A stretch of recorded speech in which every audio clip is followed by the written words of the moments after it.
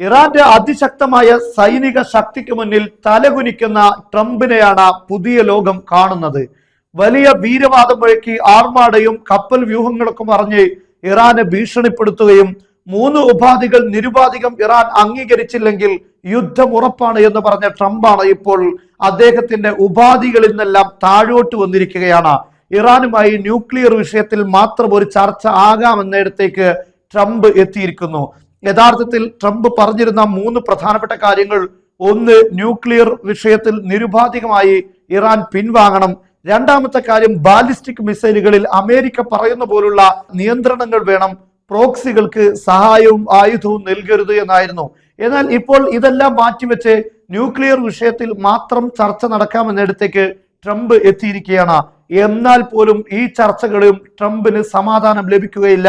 നെതന്യാഹുവിന് സമാധാനത്തോടെ ഉറങ്ങാൻ കഴിയില്ല എന്ന കാര്യം ഉറപ്പായിരിക്കുകയാണ്. കാരണം ഇപ്പോൾ ഇറാന്റെ പരമോന്നത നേതാവ് അലി ഖാംനെയുടെ ഉപദേഷ്ടാവ് ഒരു പുതിയ വെടിപൊട്ടിച്ചിരിക്കുകയാണ്. ഇറാൻ സമ്പുഷ്ടീകരിച്ച 400 കിലോഗ്രാം യുറേനിയം, ഇതാണ് നെതന്യാഹുവിന്റെ ഉറക്കം കെടുത്തുന്ന കാര്യം. എപ്പോഴാണ് ഈ യുറേനിയം ഇറാന്റെ ബാലിസ്റ്റിക് മിസൈലുകളിൽ വാറുകെട്ടുകളായി കയറി വരുന്നത് എന്ന ഭയമാണ് നെതന്യാഹുവിനുള്ളത്. എന്നാൽ ആ ഭയം ഒഴിവാക്കാൻ ഈ യുറേനിയം മറ്റൊരു രാഷ്ട്രത്തിലേക്ക് നീക്കണം എന്നതാണ് നെതന്യാഹുവിന്റെ ഉറച്ച തീരുമാനം. എന്നാൽ അങ്ങനെ ഒരു കാര്യത്തിന് ഇറാൻ തയ്യാറല്ല എന്ന് അലി ഷംഖാനി ഇപ്പോൾ വ്യക്തമായി പറഞ്ഞിരിക്കുകയാണ്. ഇവിടെ 2 കാര്യമാണ് അമേരിക്കക്കും ഇസ്രയേലിനും അറിയേണ്ടത്. ഇറാൻ അതിശക്തമായ രൂപത്തിൽ ഇപ്പോൾ ഭീഷണി മുഴക്കുമ്പോൾ യഥാർത്ഥത്തിൽ ഇതുവരെ ഭീഷണി മുഴക്കിയത് അമേരിക്കയും ഇസ്രയേലുമാണെങ്കിൽ ആ സ്ഥലം ഇപ്പോൾ മാറിയിരിക്കുകയാണ്. ഇപ്പോൾ അമേരിക്കയും ഇസ്രയേലും പ്രതിരോധം ശക്തിപ്പെടുത്തുന്നു, ഇറാൻ ആക്രമണത്തിന്റെ തലങ്ങളിലേക്ക് നീങ്ങുന്നു. എന്നാൽ ഇവിടെ ഇസ്രയേലിനും അമേരിക്കക്കും അറിയേണ്ടത്, ഈ 400 കിലോഗ്രാം വരുന്ന യുറേനിയം ഇറാൻ എവിടെയെങ്കിലും വാർഹെഡുകളായി ഉപയോഗിക്കുന്നുണ്ടോ, അതൊരു ആണവ ആക്രമണത്തിന് തയ്യാറായിരിക്കുന്ന വാർഹെഡുകളായി മാറിയിട്ടുണ്ടോ എന്ന ആശങ്ക നിലനിൽക്കുകയാണ്. എന്നാൽ ഈ യുറേനിയം മാറ്റുക എന്ന ചർച്ചയിലൂടെ ഇറാന്റെ ആയുധം റെഡിയാണോ, ആണവായുധം ഉണ്ടോ ഇല്ലയോ എന്ന കാര്യം വ്യക്തമാകും.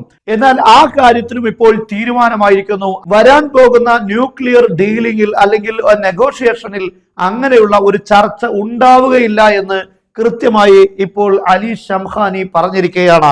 ഇറാൻ ലൻ തൻഖുൽ യുറേനിയം അബദൻ ഇല അയ്യി ദൗലത്തിൻ ഉഖ്റ, മറ്റൊരു രാഷ്ട്രത്തിലേക്കും ഇറാൻ യുറേനിയം മാറ്റുകയില്ല എന്ന് കൃത്യമായി പറഞ്ഞു.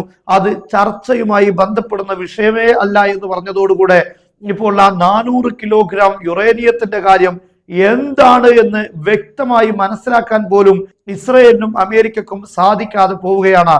ഇങ്ങനെയുള്ള ഒരു ചർച്ചയ്ക്ക് ഇസ്രയേലോ അമേരിക്കയോ തയ്യാറാകുമോ, അതല്ലെങ്കിൽ അങ്ങനെ ചർച്ച നടന്നതുകൊണ്ട് ഇസ്രയേലിനോ അല്ലെങ്കിൽ അമേരിക്കക്കോ യഥാർത്ഥത്തിൽ ഈ ചർച്ചയിൽ വിജയിക്കാൻ കഴിഞ്ഞിട്ടുണ്ടോ എന്നത് പ്രധാനപ്പെട്ട ഒരു ചോദ്യമാണ്. ഈ ആശങ്കയാണ് ഇപ്പോൾ ചർച്ച നടത്താൻ പോകുന്ന അമേരിക്കയുടെ മിഡിൽ ഈസ്റ്റ് പ്രതിനിധി വിറ്റ്കോഫുമായി ഇപ്പോൾ നെതന്യാഹുവും അതുപോലെ മൊസാദ് ചീഫും ഇപ്പോൾ ചർച്ച നടത്താൻ പോവുകയാണ്. ഇത് ടൈംസ് ഓഫ് ഇസ്രായേലാണ്.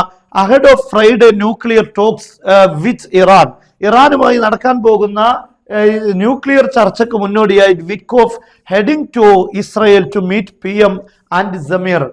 ഇറാൻ വിദേശകാര്യമന്ത്രി അറാക്ചിക്കൊപ്പം ചർച്ചയ്ക്ക് മുൻകൈയെടുക്കുന്ന അമേരിക്കൻ പ്രതിനിധി വിറ്റ്കോഫ് ഇപ്പോൾ ഇസ്രായേൽ പ്രധാനമന്ത്രി നെതന്യാഹുവിനെയും അതുപോലെ അവരുടെ മൊസാദ് ചീഫ് സമീറുമായി ചർച്ചയ്ക്ക് വേണ്ടി പോവുകയാണ്. ഈ ചർച്ചയിൽ ഇസ്രായേലിന്റെ റെഡ് ലൈനെ കുറിച്ചാണ് വിറ്റ്കോഫിനോട് അവർ ഓർമ്മപ്പെടുത്താൻ പോകുന്നത്. Following his visit to Israel, Witkoff and Iranian foreign minister Abbas Araghchi plan to meet on Friday in Istanbul. തുർക്കിയിലെ ഇസ്തംബൂളിൽ വെച്ച് വെള്ളിയാഴ്ച ചർച്ച നടത്താൻ പോവുകയാണ്. To discuss a possible nuclear deal and other issues.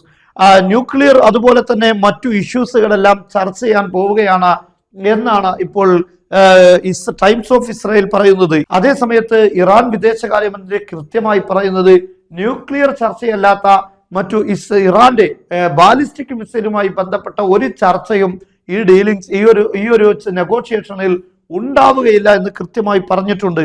എന്നാൽ ഇസ്രായേലിന് മുന്നിൽ ഈ 400 കിലോഗ്രാം വരുന്ന യുറേനിയം അതോടൊപ്പം തന്നെ ബാലിസ്റ്റിക് മിസൈലുകൾ, ഇത് രണ്ടും ചർച്ച ചെയ്യുക എന്നത് ഇസ്രായേലിന്റെ ഏറ്റവും പ്രധാനപ്പെട്ട കാര്യമാണ്.